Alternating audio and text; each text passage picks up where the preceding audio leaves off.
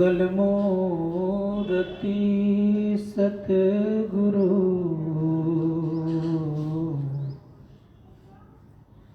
मिलवै सर्वाधार। मंगलमय मंगल करन बिलवा बारंबार। धन्य धन्य सद्गुरु सुखदा महिमा कही न जाए।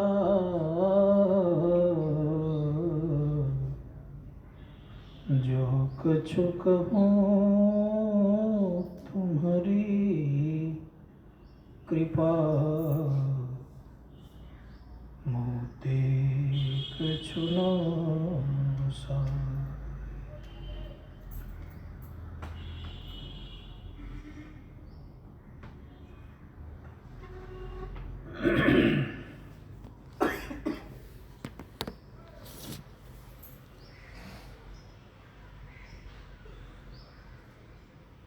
विश्व ब्रह्मांड के नायक सर्वक्षण स्मरणीय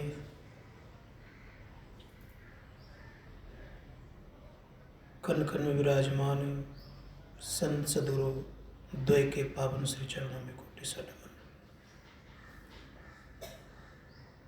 अव्यक्त रूप में परमादरणीय परम श्रद्धेय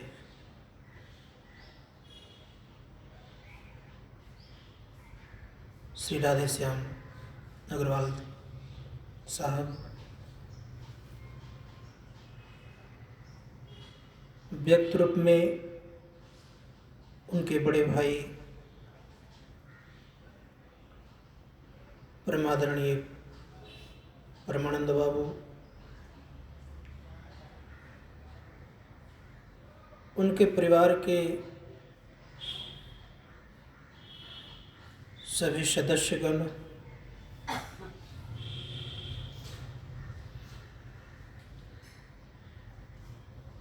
परम श्रद्धेय स्वामी संजीवानंद जी महाराज, संवेद समादरणीय सज्जन आदरणीय माता तथा भक्तिपति बहनों,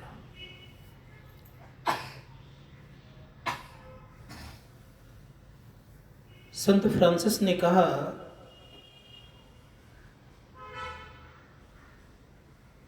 कि body to body transferable soul का जो सोल है एक दूसरे शरीर में ट्रांसफर होते रहता है, बदलते रहता है। जिस प्रकार से भगवान श्री कृष्ण कहते कि जब पुराने शरीर हो जाता है तो शरीर को बदलता है। उदाहरण दिया उन्होंने कि जैसे कोई कपड़ा है, वह कपड़ा जब पुराना हो जाता है तो लोग उतार देता है। उसी प्रकार से ये शरीर की हालत है।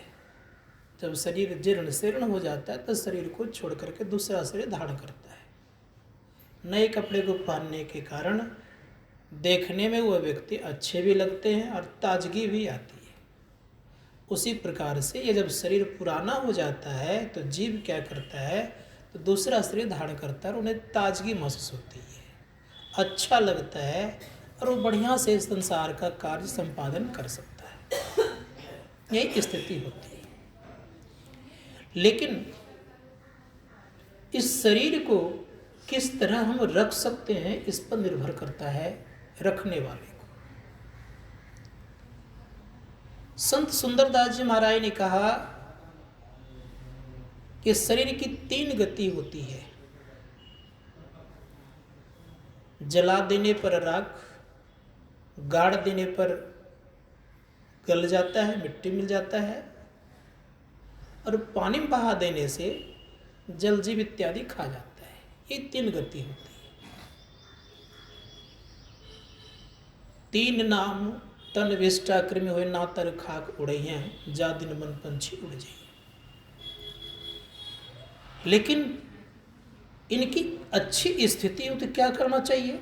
संत कबीर साहब कहते हैं इस शरीर में एक विशेषता क्या है? तो कहा पांचों नौबत बाजती, होत 36 राग, 100 मंदिर खाली पड़ा बैठन लागे काग। इसमें एक विशेषता क्या है? तो कहा कि 5 प्रकार के बाजा गाजा बजते हैं, पांचों नौबत बाजते।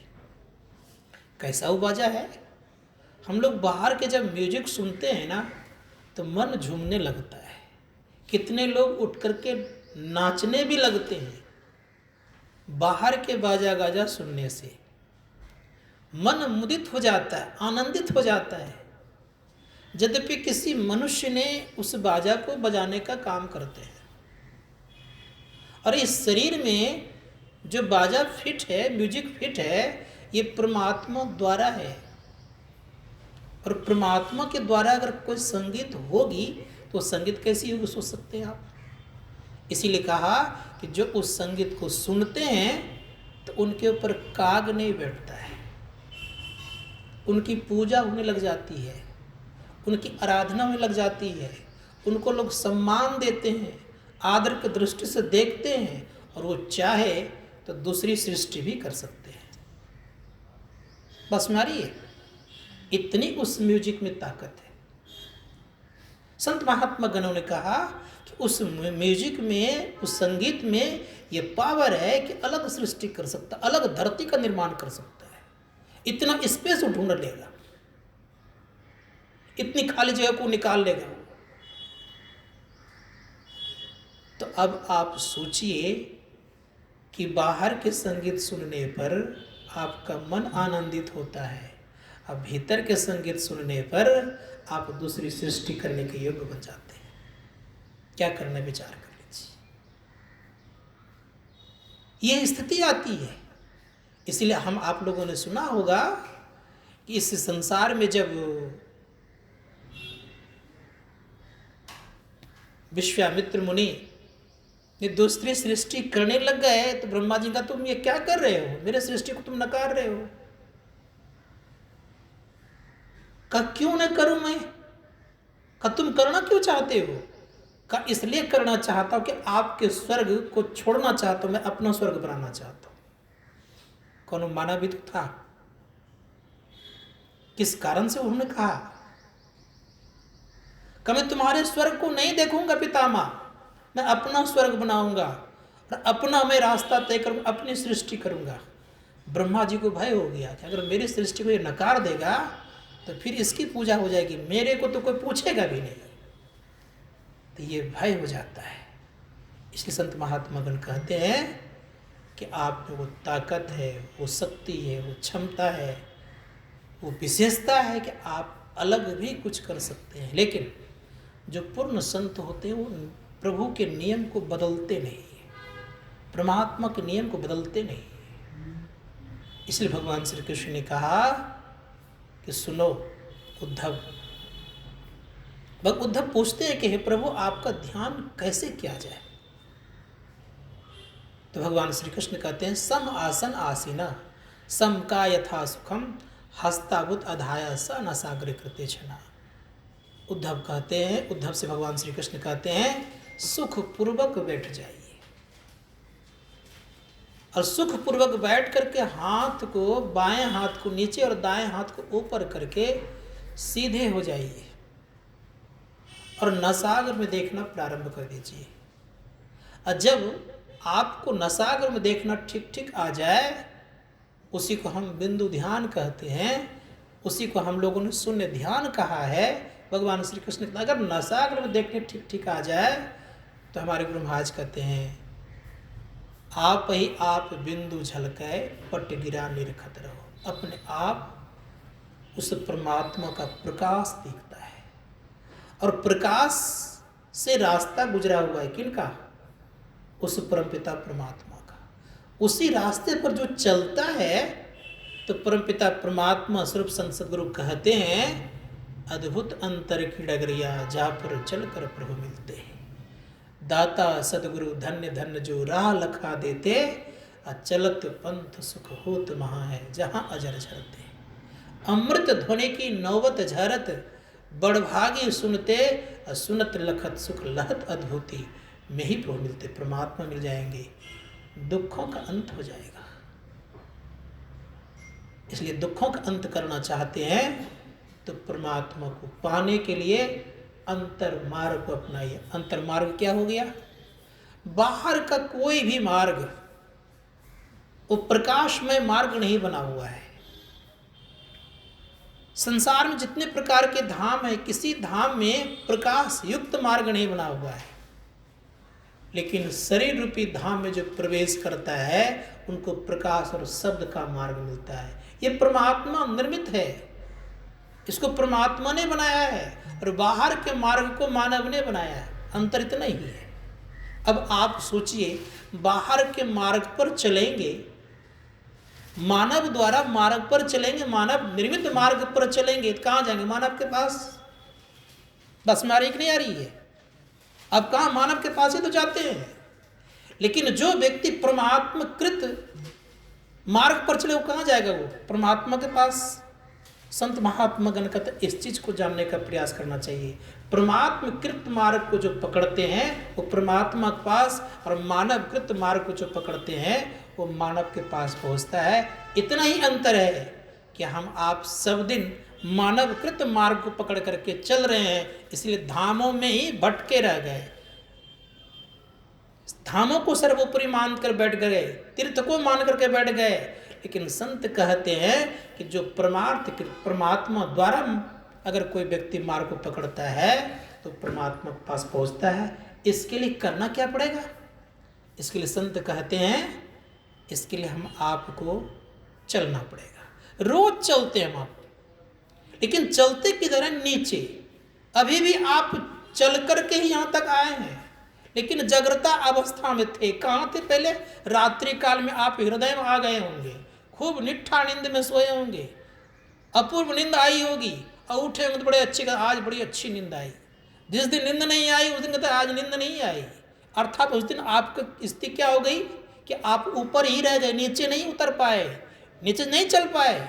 जिस दिन आप ऊपर से नीचे उतरते, कंठ में आते हैं, अच्छी अगर आपकी व्यवस्था रहती है, अच्छे स्वप्न देखते हैं, मीठे स्वप्न देखते हैं, तो बड़े अच्छे शब्दों में अपने परिवारजनों को या सगा संबंधियों को कहते हैं आज मैंने बड़ा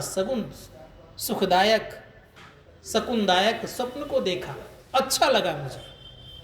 जिस दिन बुरे स्वप्न देखते हैं उस दिन कहते हैं आज खराब स्वप्न मैंने देखा। लेकिन वही जब नीचे आते तो कहते आज बड़ी अच्छी नींद आई मुझे। लेकिन ये कहाँ चले आप? अज्ञा चक्र से, अर्थात जागृता अवस्था से कंठ में आए और कंठ से हृदय में आए। आना जाना तो आपने किया, लेकिन ये आना जाना किधर का हुआ? नीचे का हुआ। संतों ने कहा इससे ऊपर उठने का प्रयास कीजिए।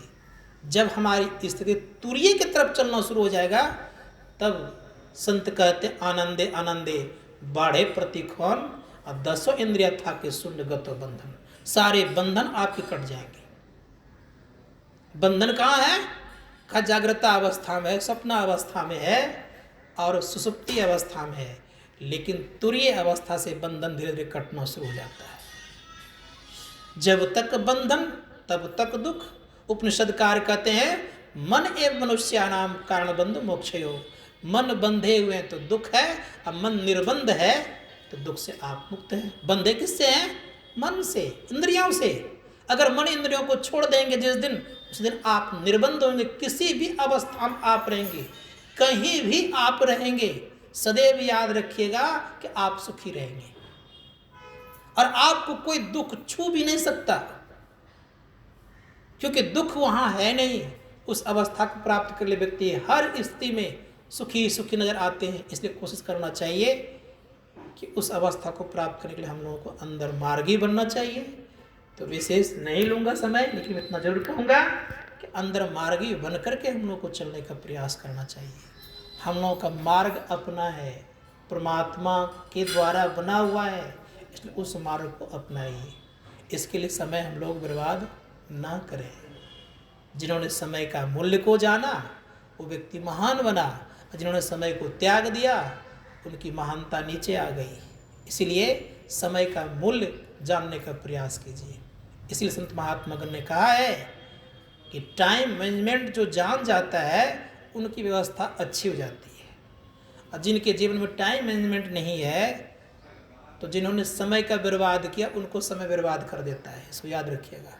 इसलिए समय को बर्बाद कोई ना करे। दूसरी बात रह गई है कि समय बर्बाद करने वाले व्यक्ति समय फिर उनके जीवन में आता नहीं है। आज जो तिथि है ये दोबारा हम आपके जीवन में कभी आएगा क्या? आ जाएगा? आज कौन सा दिन है, कौन सा तारीख है, कौन सी ईस्वी है, कौन सा दिन है, ये दोबारा आने वाला है क्या? जाएगा? संत महात्मा गण का दोबारा आने वाला नहीं है। इसलिए समय का मूल्य को जानते हुए अपने जीवन को सार्थक बनाए। इसलिए परम पूज्य गुरुदेव ने कहा, समय गया फिरता नहीं, झट ही करो निज काम। ज्यों चाहो उद्धार को, बनो संत संतान। संतों का संतान बनिए। हम लोग तो माता पिता का संतान बने हुए ही हैं, इसमें कोई संदेह नहीं है। लेकिन कितने बार बने हैं इसका कोई अंत नहीं है। कितने बार बने हैं, लेकिन एक बार संत का संतान बनकर के अगर देखेंगे तो शायद सुख के सिंधु में चले जाएंगे। इसलिए संत का संतान बने। रह गई बात यह कि संतों का संतान बनने के लिए हमें माता पिता का संतान भी उत्तम व्यवस्था और उत्तम कुल के तहत रहनी चाहिए। उत्तम कुल में हमारा जन्म कैसे होगा? तो संत कबीर साहब कहते हैं कि जिनके जीवन में भक्ति रहती है वो उत्तम कुल में ही आते हैं। संत कबीर साहब ने कहा, भक्ति बीज बिन से नहीं, ज्यों जुग जाए अनंत, ऊंच नीच घर जन्म ले तो संत के संत। भक्ति का बीज जिनको पड़ जाता है उन व्यक्तियों का कभी भी दुर्गति नहीं होती है। इसलिए उत्तम कुल चाहिए। हमारे परम पूज्य गुरुदेव एक संत कबीर साहब की वाणी कहा करते थे, महर्षि परमहंस जी महाराज, जल पर माने माछरी, कुल पर माने बुद्धि, जिनको जैसा गुरु मिला उनकी वैसी शुद्धि। इसलिए जल की परमानता के आधार पर मछली बड़ी छोटी होती है। तैल तलिया की मछली छोटी होगी, तालाब की मछली थोड़ी सी बड़ी होगी, लेकिन समुद्र की मछली बहुत बड़ी बड़ी होगी। जितनी जल की गहराई उतनी बड़ी मछलियाँ होती है। उसी प्रकार से हम जिस कुल में जन्म लेते हैं उसका प्रभाव पड़ता है, और साथ ही साथ जैसे गुरु होते हैं उनका वैसी शुद्धि अर्थात उनका वैसा ही ख्याल बनता है। तो कोशिश करना चाहिए, हम इस कुल में जन्म लिए हैं, इस कुल के जो विशेषता है, मैं जहाँ तक जानता हूँ हमारे हेमंत बाबू के परमादरणीय दादाजी बड़े नियम कायदे के पक्के थे।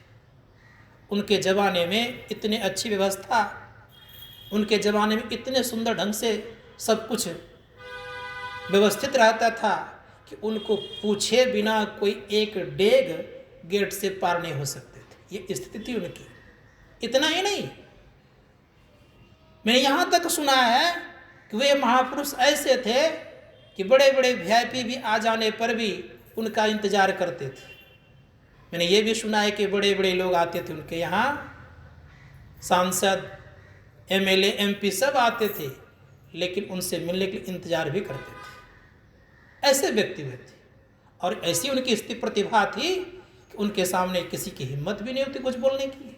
तो ऐसे परिवार में जन्म लिए हैं। और उनकी हेमंत बाबू की दादी जी कैसी थी? वे भी धार्मिक प्रवृत्ति की थी, धर्म में सदैव मशगूल रहा करते थे और ऐसी व्यवस्था करके रखती थी कि किन्हीं को देख लेती थी कि ये बहुत गरीब है तो उनको घर तक व्यवस्था कर देती थी। घर बना के दे देना, भोजन का प्रबंध कर देना, लेकिन किसी को कानों को पता भी नहीं चलता था ये स्थिति। इसीलिए मैं कहना चाहूँगा कि ऐसे कुल में जन्म लिए हैं, इसलिए इस कुल की प्रतिभा एक अलग ही है। इस कुल में बड़ों का सम्मान हुआ है, बड़ों का आदर दिया गया है। इसीलिए शास्त्रकार कहते हैं कि बड़ों का जो सम्मान करता है, ऊपर से पितरलोक की तरफ से उन परिवार को सदा संपन्नता का आशीर्वाद मिला रहता है।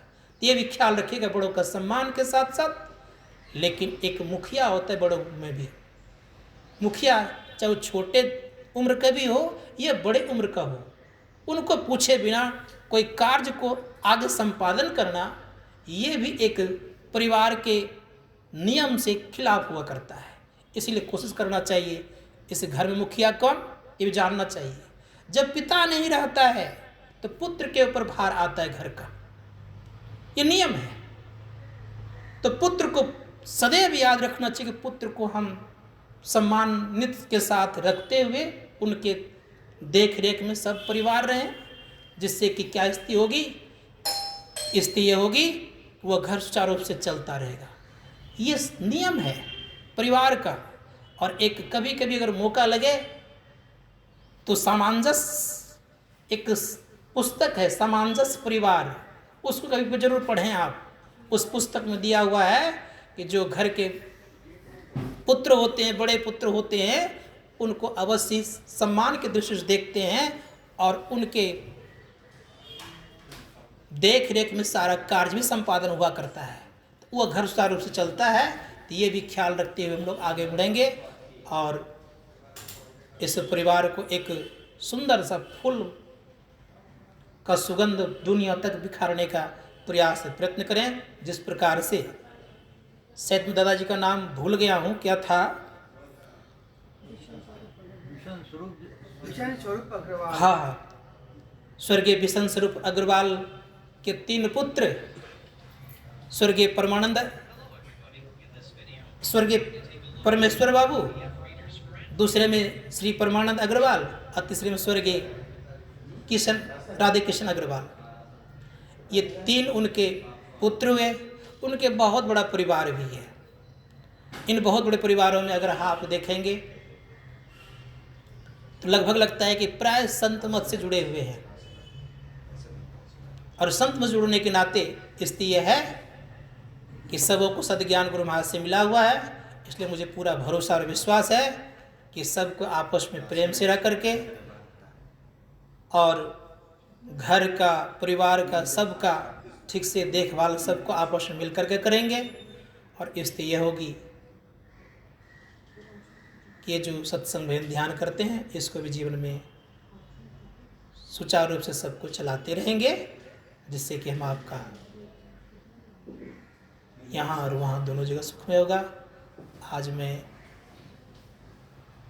इतना तक ही कहकर अपने वाणी को विराम देते हुए आज आप लोगों से मैं विदा लेना चाहता हूँ। बोलिए प्रेम से श्री सद्गुरु महाराज की जय। इस 6-7 दिन के दरमियान में जो भी मुझसे त्रुटियाँ हुई होगी मुझे आप लोग क्षमा करेंगे। श्री सद्गुरु महाराज की जय।